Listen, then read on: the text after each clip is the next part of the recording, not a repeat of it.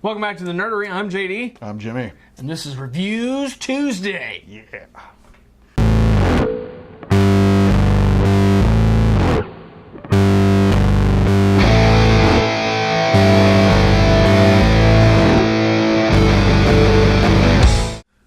So what do you got this week, Jimmy? Well, I'm going to go with the longest review first, in my opinion. So, I went down to a local electronics store, and they have a great anime selection. I'm going to say they do because I found Gundam 0080, War in the Pocket. I know this is kind of a select, even amongst anime fans, this is a very, very select genre of anime. It's not just like little kids and robots. I mean, it does have an underlying message behind it. I like this one. This is something I actually got to watch when I worked at a video store, if you can remember what the hell that place is. No, they didn't shove me in a red box and feed me, scones and coffee all day. There was an actual place you could go to. But no, this was a really cool series, and I watched it when it was on VHS back when I worked at the video store, and I had not seen it since, and I've been looking for it for years. Couldn't find it for cheaper than $100 for the longest because it was out of production, and they finally put it back. It looks like Sunrise and Right Stuff are putting this back out on DVD and Blu-ray, as well as a slew of other Gundam series. But this is a really cool one, War in the Pocket. It deals with two different factions in space. This takes place, I believe, 80 years after humanity has ventured out into space and created colonies to live on. So you have these factions in space called the Zeon forces that are pretty much want to keep Earth out of their affairs. And then you have the Earth Alliance Federation, or Earth Federation Alliance from Earth, that is trying to meddle.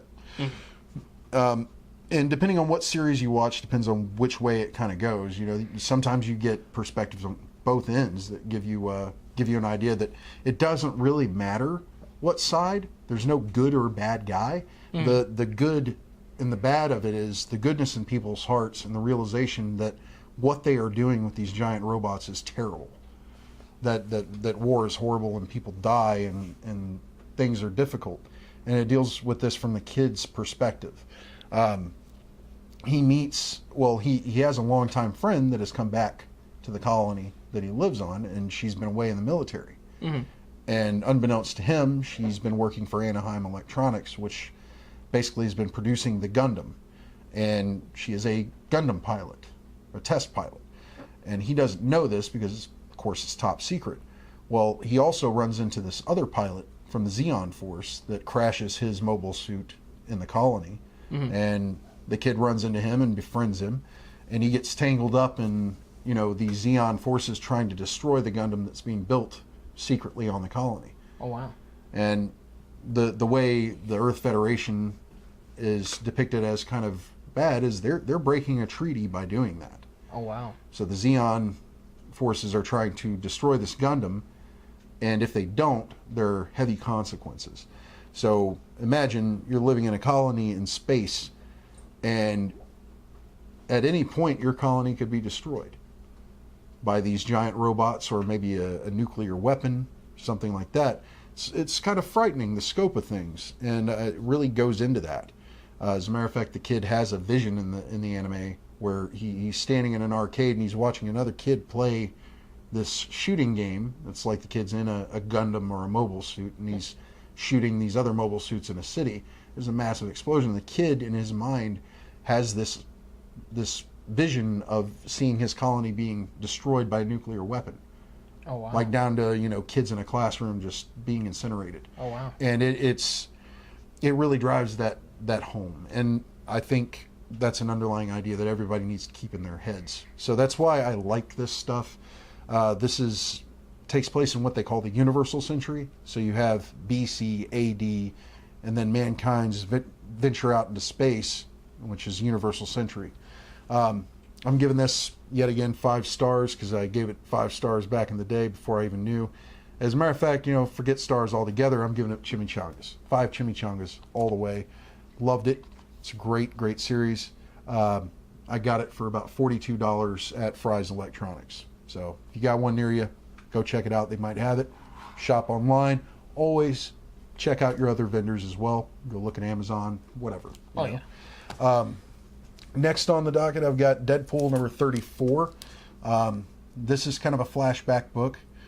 He does deal with Hydra in the current state of things, but this has to do a little bit with his daughter, not so much as the last issue where he goes to her school and beats the shit out of the principal. But no, this has to deal with his SHIELD agent friend whose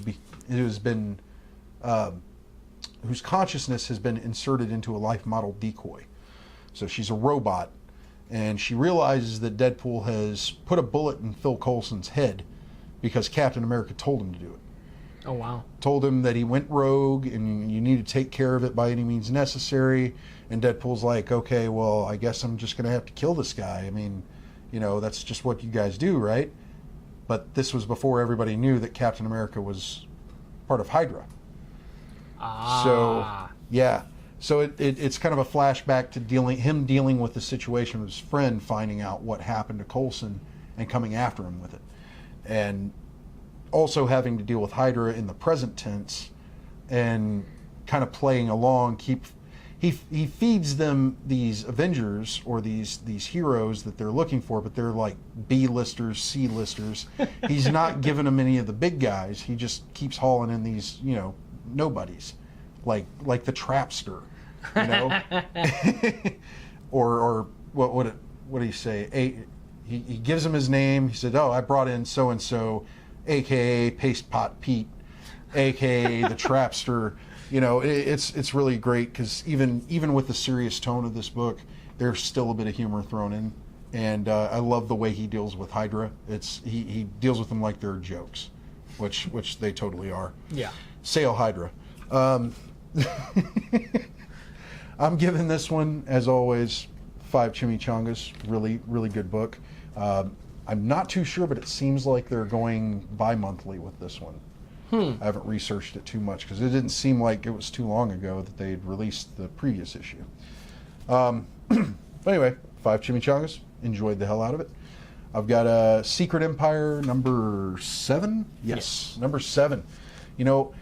I'm going to say this about this book. I love the cover art. Cover art's beautiful. That is amazing. That is a great shot of Black Widow. Very reminiscent of another book. Yeah. I want to say Spider-Man and the guy who wore the skull. Yeah. The Punisher. Yeah. But you got Captain America and Miles Morales Spider-Man here duking it out while Black Widow is, putting her crosshairs on him. This one deals with Miles Morales trying to. Well, they get a premonition from an Inhuman that says that Miles Morales would be responsible for the death of Captain America. And this is all leading up to that moment. There's discussion between Miles Morales and Black Widow about it. Things go on. I'm gonna be honest, man. I did not read this entire book. I almost skimmed it, mainly because of the interior art. I know it's the same artist that did Old Man Logan during the Secret Wars run.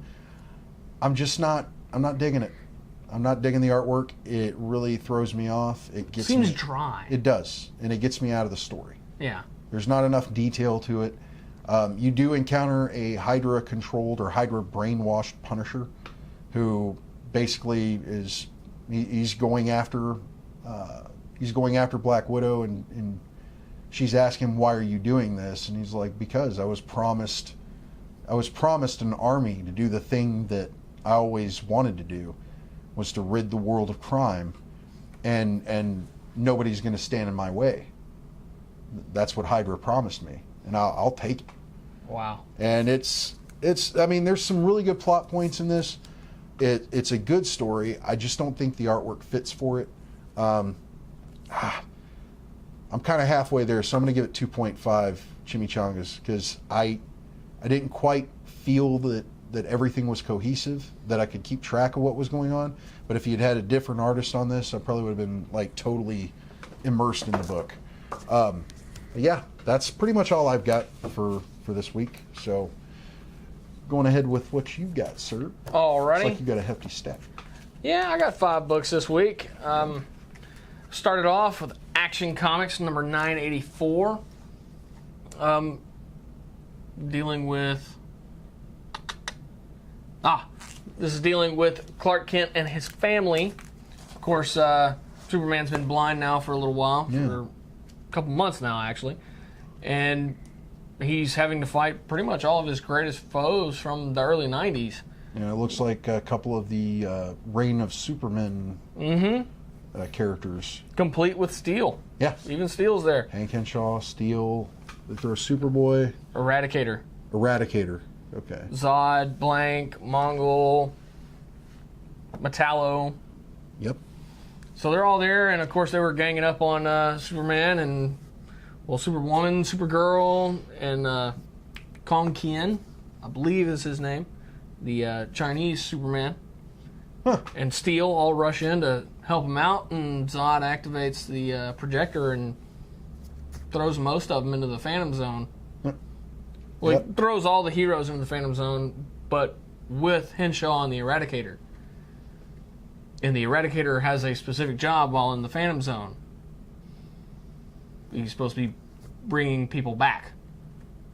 Now, just like everybody else, I'm assuming that it's, Zod's army.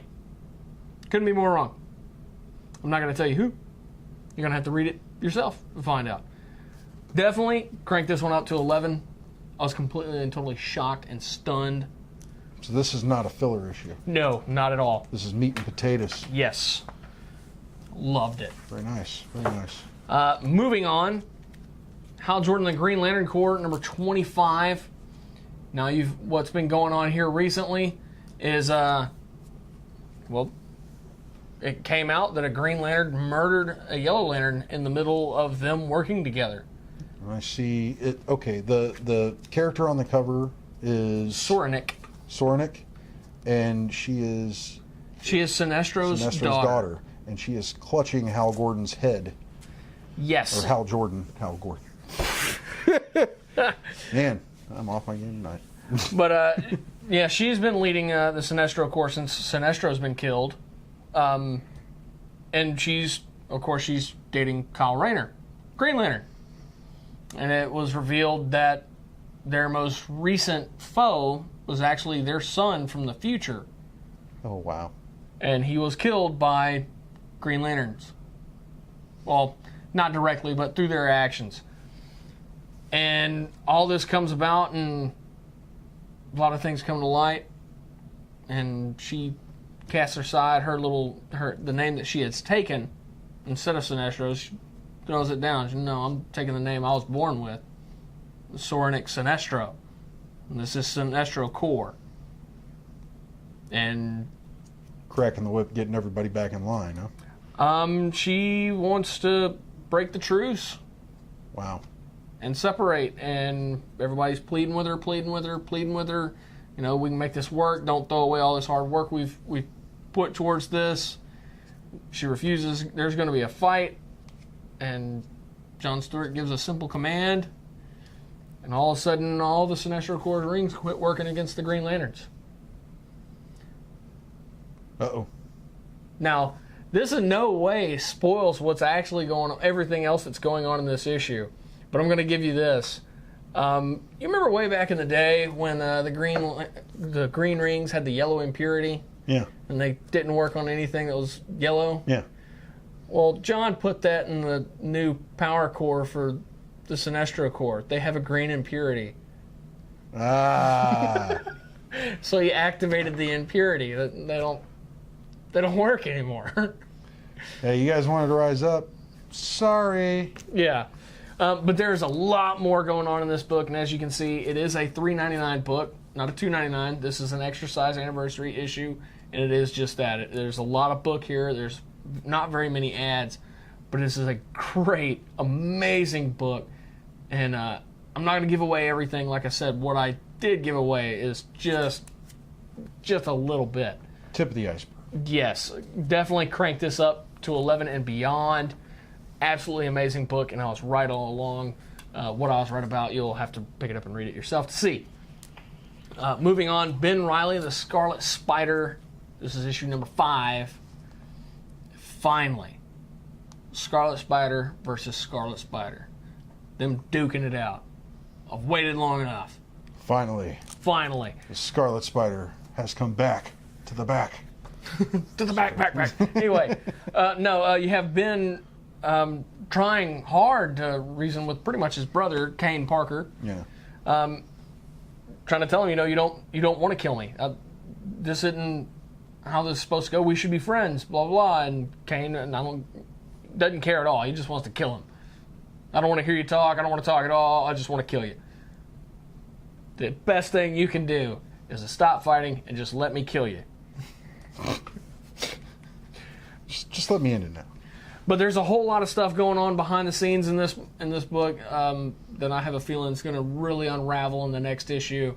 Definitely 5 capes on this one. Absolutely amazing. Loved it. Now I'm actually going to switch up. I'm going to go with Heavenly Blues #1 from Scout Comics. Never even heard of this publisher. Didn't know squat about it. I was curious. Art looks different. Yeah. And all the art inside is the same that you see here. From the Pits of Perdition, Isaiah Tommy Gunn Jefferson and Wicked Aaron Foley. I don't know if this is a continuation of another title, but it's definitely odd. It's weird. Okay. Isaiah and Aaron are dead. They're in hell. And you have somebody who dies and goes to hell with them, and they start pouring acid on them. Or not acid, gold, liquid gold. Liquid gold. That sounds expensive. And incredibly painful. Yeah, I'd imagine. All right. Well, definitely an odd book. I still enjoyed it. Like I said, the art's very different, but it is a great book nonetheless. Highly recommend it. 5 capes on that one. Moving on to Postal 21. I follow most of the people behind this book on various social media sites, and one of them had been teasing that somebody very important in the story was going to die in this issue. Uh-oh. So I wasted no time to read this one first. You had to know. I had to know. Did someone die? Someone definitely died. Gruesomely. In a junkyard. Dirty. I know. Now... It sounds like it might have been crushing. No. No. Okay. They didn't go the Gone in 60 Seconds route. Nah. Okay. Nah. That'd That's have been not too obvious. Nah, that's not that's not Brian Edward Hill's style. Nah. Good deal. Well, I'll let you figure it out. This is one of the titles that I never reveal, I never spoil anything about. Even though this came out this past week, you need to go pick it up and read it yourself, especially with the series coming to Hulu. Oh, yeah. Yeah. No, I'm not going to tell you how it goes. Do we have a date on that yet? Yeah, when's it go? We do not have an air date as of yet, but I am told that we should be getting one here very, very shortly. I hope that this venture goes far beyond what they expect. Oh, me too. Because if they do, it opens the doors for several other titles Oh, that yes. are tied to this. Oh, yes. That would be amazing. Amazing. But definitely crank this one to 11. Amazing issue. Do not miss it. Go grab it while it's still out there. And there aren't many copies of it left at any of the retailers I've been to. So It's Go get picking it up now. steam. Picking up steam.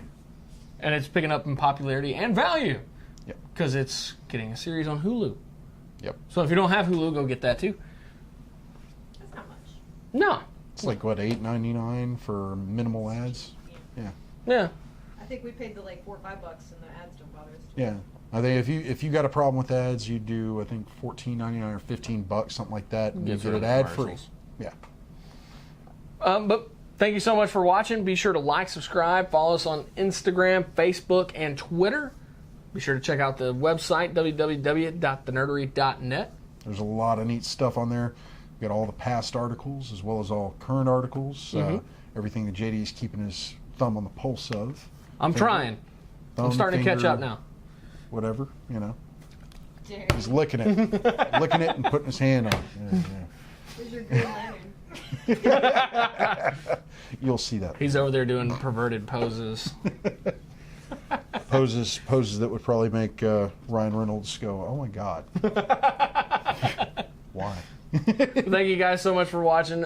Be sure to tune in throughout the week because we have more videos coming up. Be sure to like, subscribe. Wow. Whoa.